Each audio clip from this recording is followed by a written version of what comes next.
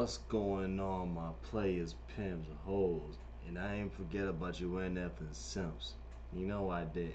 It's your boy Leo Payne, man. We back with another video. You know what I'm saying? Happy Wednesday morning. You know, we're here for the tribute of James Earl Jones, man. Y'all heard the news. You know, it's unfortunate and everything, so we're just here to pay tribute, man. He was here for our childhood and for so many people's life, and just a legend, a acting legend, and like a martyr, man, for somebody to be like that in the black community. It's just amazing. So we just giving props right now, man. You know, little salute. Rest easy. You know what I'm saying? Today we're gonna be watching a video. You know, just as a little tribute to him and everything. So you know what I'm saying? We're gonna get into that in a second.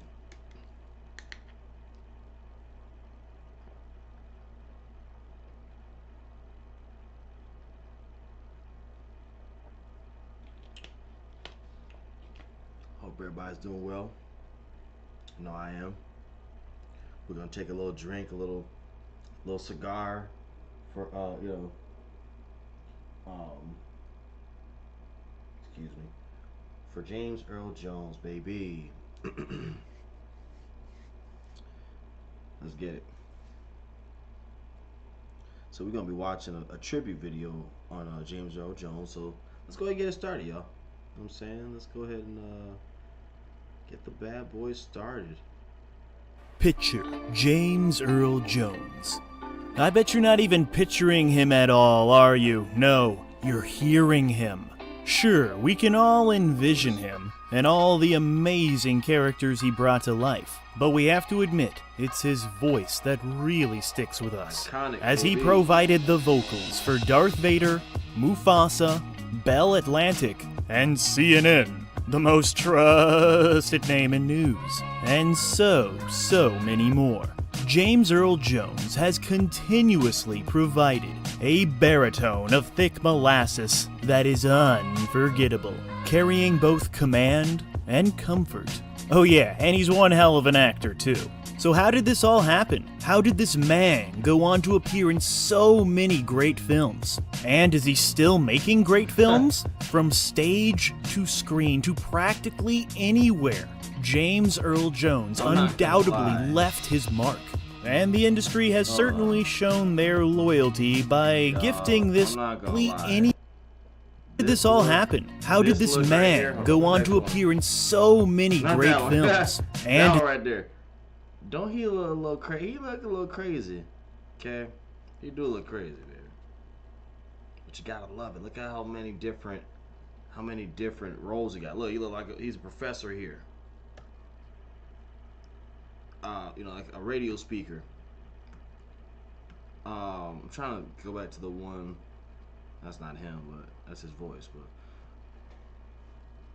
there's one in between there. And comfort. Oh yeah, and he's one hell of an actor too.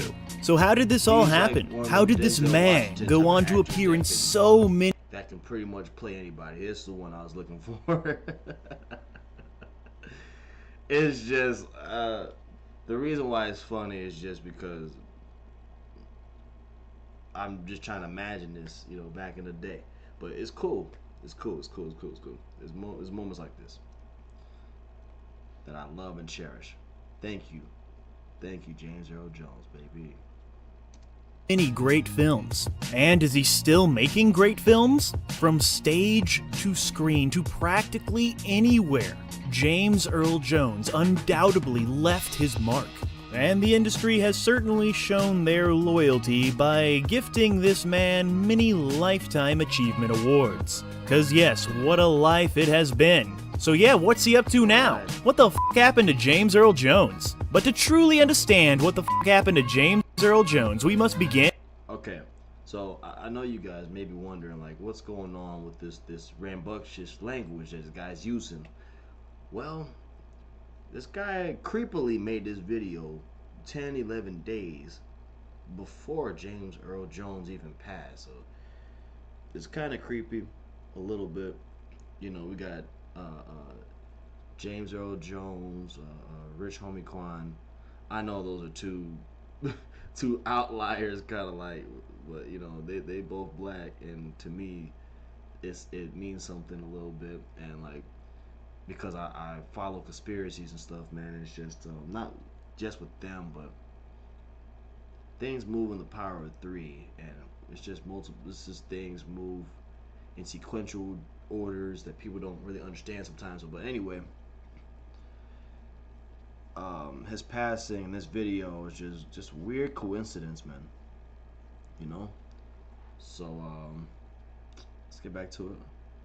And at the beginning, and the beginning began when he was born on his birthday in a small Mississippi town in 1931. Although he was the son of a boxer and actor named Robert Earl Jones, he was raised by his grandparents, not even speaking with his father for decades. Growing up, James Earl Jones, as it may be hard to believe, had a stutter. And while he was shy about it, he was urged to read poetry out loud in school, overcoming those obstacles and winning a public speaking contest in high school, and earning a full scholarship to the University of Michigan. He would even dedicate his autobiography to the teacher who pushed him, unlike the real Anakin, who did not appreciate his teacher. The arts were not for James Earl Jones, at least to start. He joined the Reserve Officers Training Corps and also intended to study medicine. It was during this era that he switched his major to drama, as he awaited and assumed that he would be drafted into the Korean War, which he would be. Then Mr. Jones would end up working as a stagehand, building sets for a Michigan troupe, later moving to New York to study at the American Theater Wing. By the late 1950s, he had truly adapted to the stage life. And in 1957, he made his Broadway debut, quickly landing his first major role in 1958's Sunrise at Campo Bello. 1957. 1957. That's when my mother was born. That's crazy. He was doing things in 1957. That's a dangerous time to be a black man in America, okay? A black man in general, but a black man in America in that time, 1957, to be acting, that's a dangerous thing, man. You know, you don't know if you're coming home, man. You know, it's people feel like they have the right to take your life, and you know, and they feel like other people would agree with them that it's okay to take your life. And so it's just crazy time to be alive during that time, man. Just in general. I think that's something that we need to talk about on here too. Just like not just cultural boundaries between different cultures and races and stuff, but just like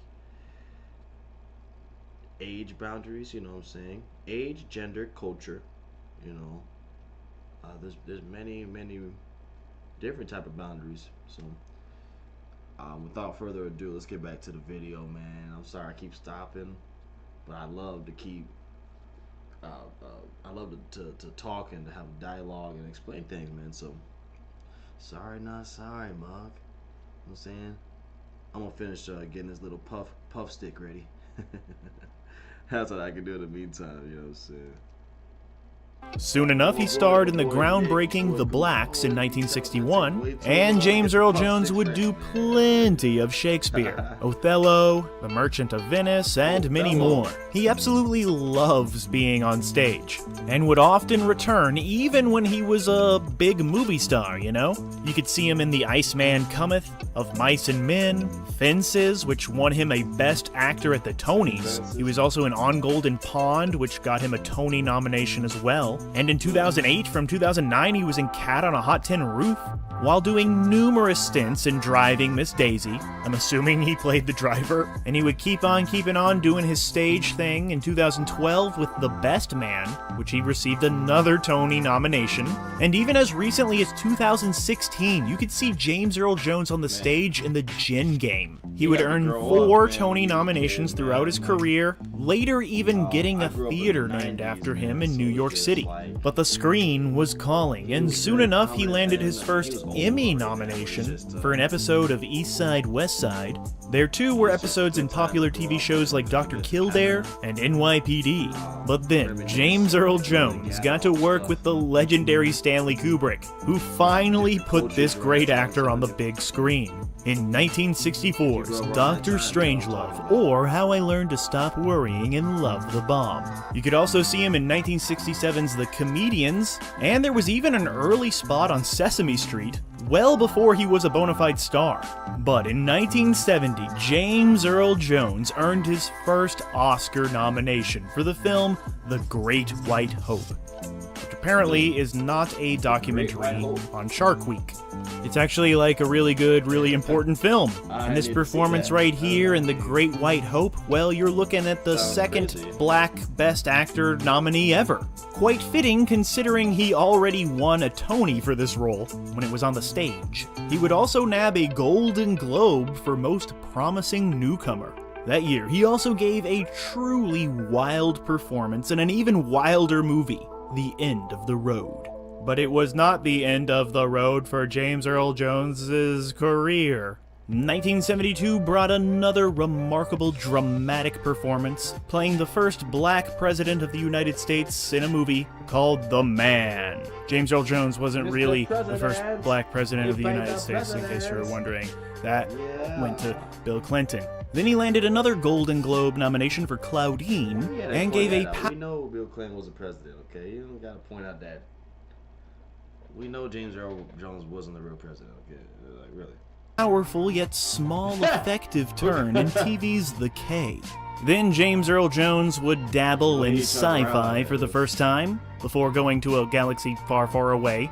You could see him in a movie called The UFO Incident, which is actually a true story about an interracial couple who were abducted by aliens. 1976 saw a movie called The River Niger, and Deadly...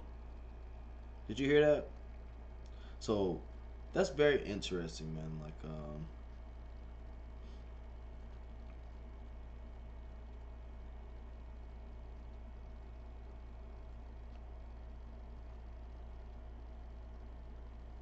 yeah, that's very interesting. Like, they said that they made a movie about an interracial couple getting abducted. But back then, you know how interesting that is? That's wow.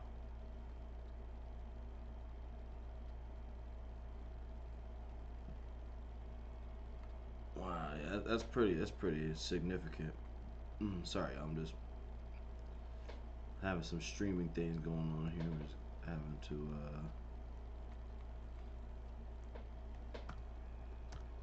edit a little bit.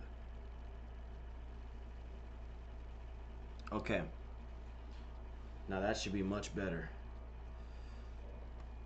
We doing this bad boy live. You feel me? We doing it bad boy live. Yeah, come join your boy, man.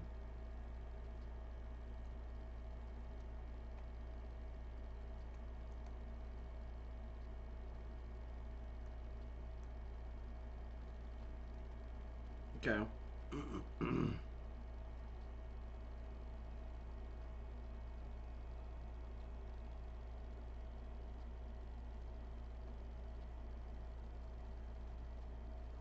So it was supposed to be better, but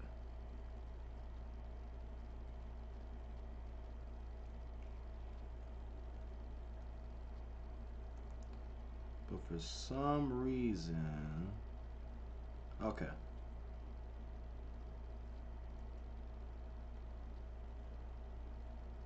No, never mind. We good. Okay, so let's just go back. hero, as well as the baseball comedy The Bingo Long Traveling All-Stars and Motor Kings. The following year had quite a selection of motion pictures, like playing Balthazar in the miniseries Jesus of Nazareth, and he's probably like the only kind of good thing in Exorcist 2. You could see him playing opposite Bill Cosby and Sidney Poitier in A Piece of the Action, and he appeared as Malcolm X in a Muhammad Ali project called The Greatest.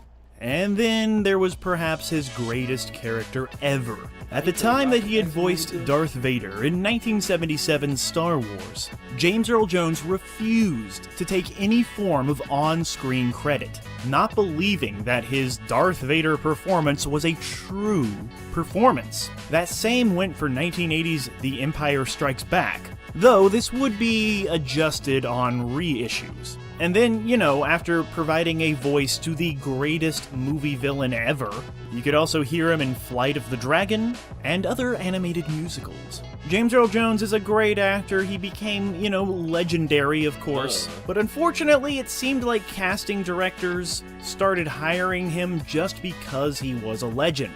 You know, because of his iconic voice. In films like Judge Dredd, Click, Scary Movie 4. Unfortunately, sometimes there are performances of his that are, you know, parody.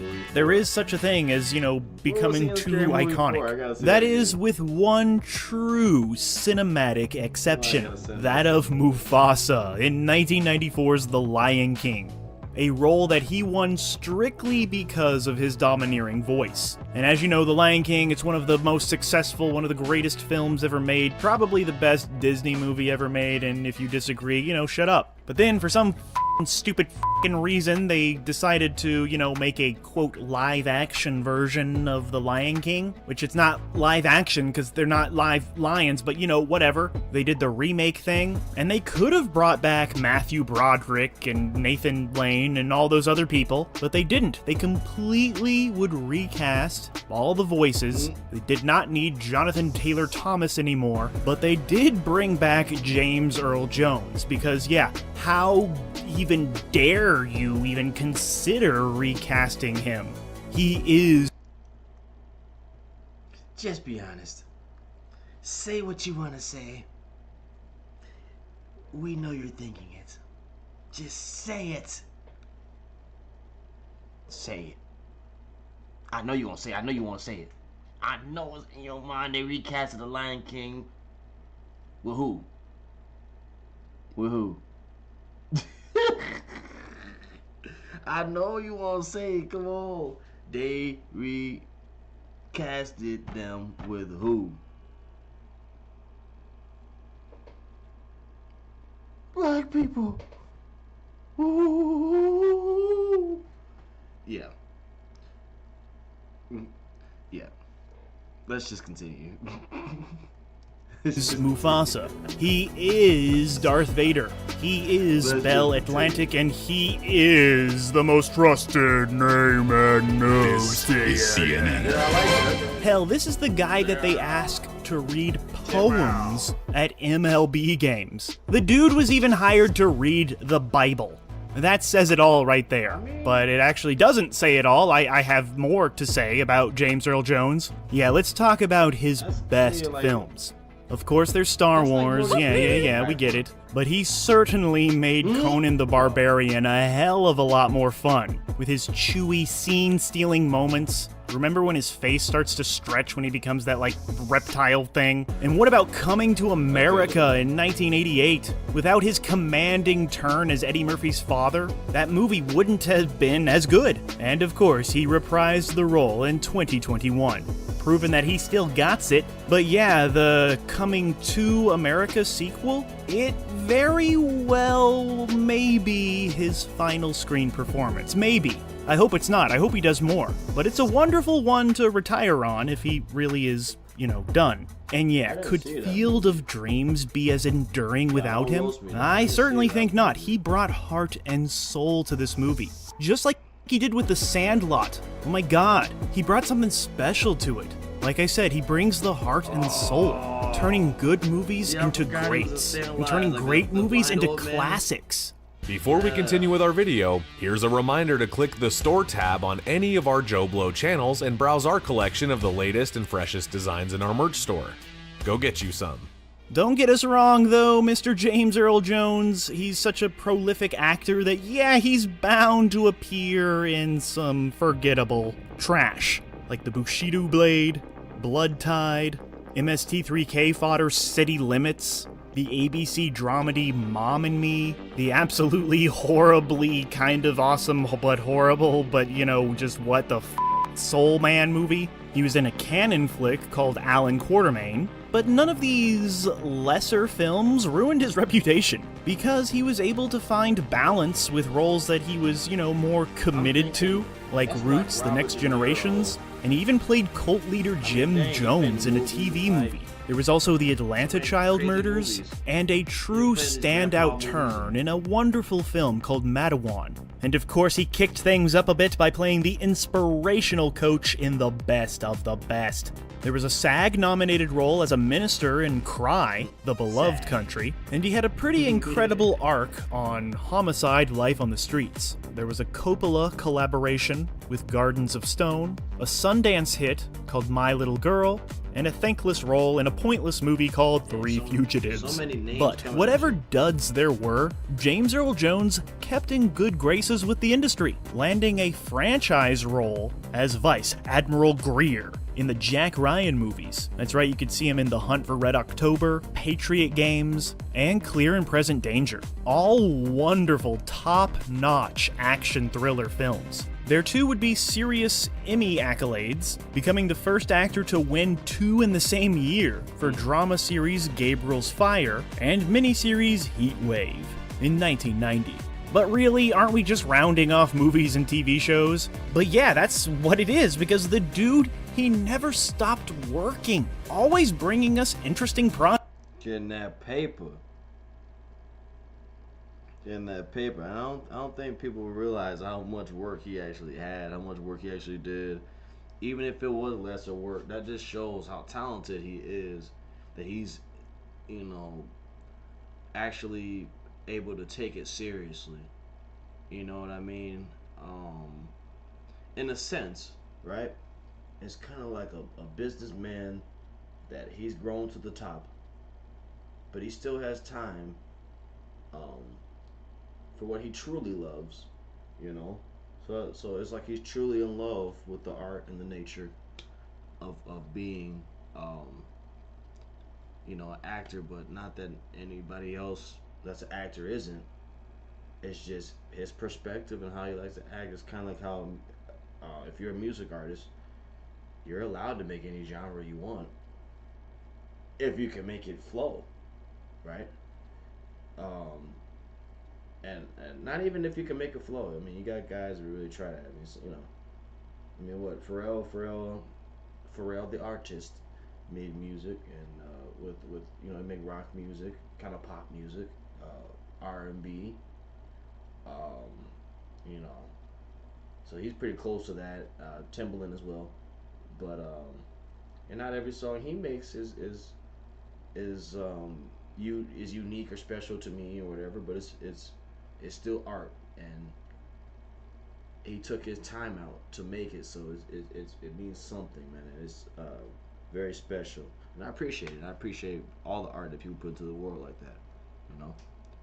Let's get it.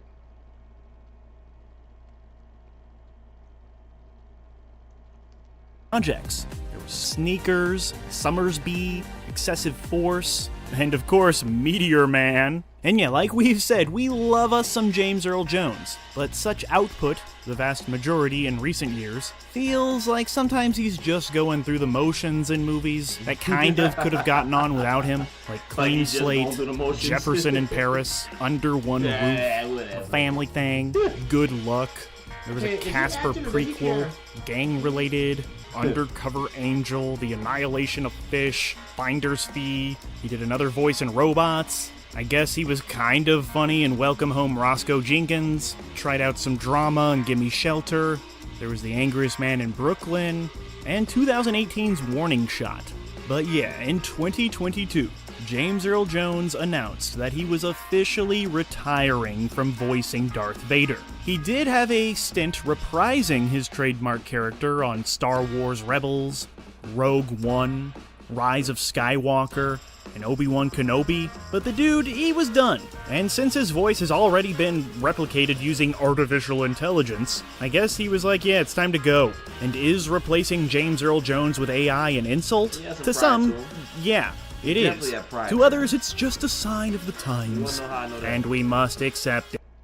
I know that because he played whatever role he wanted to. He didn't let nobody make him feel any sort of weird way. Hey, you're too mean looking to play. Hey, you're too, you're too soft looking or too sweet looking. You look like a little bee. You can't play that role.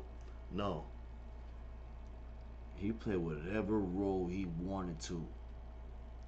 And did it. What are you gonna do? You think about it, yeah? Let's get back to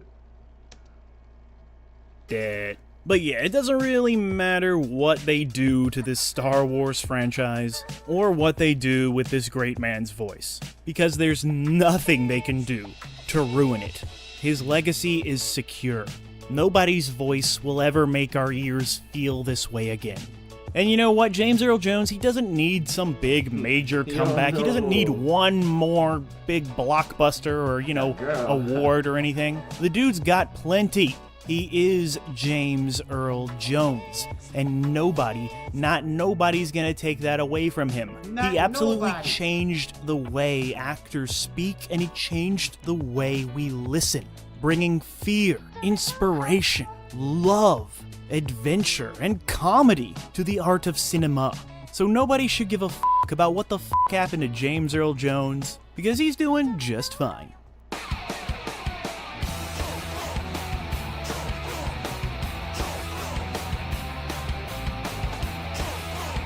This definitely looks like something that could have been on. Is this from the Robot Chicken?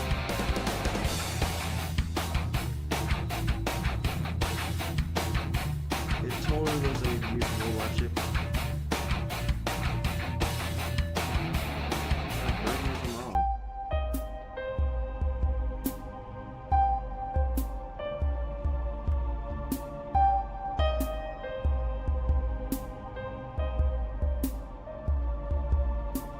Correct me if I'm wrong.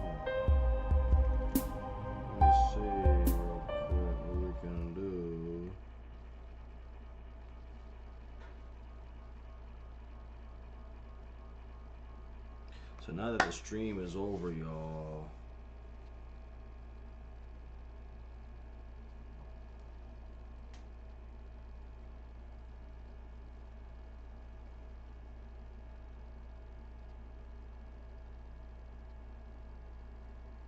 oh yeah, I'm gonna have to cut this out of the stream.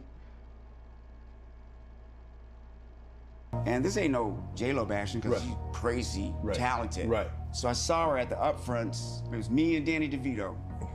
And he's like, "That's Jennifer Lopez over there. You know her, right?" I'm like, "Yeah, I know her." So I go over there and I'm like, "What's up, girl? You blew up. What is going on?" She's like, "Hi."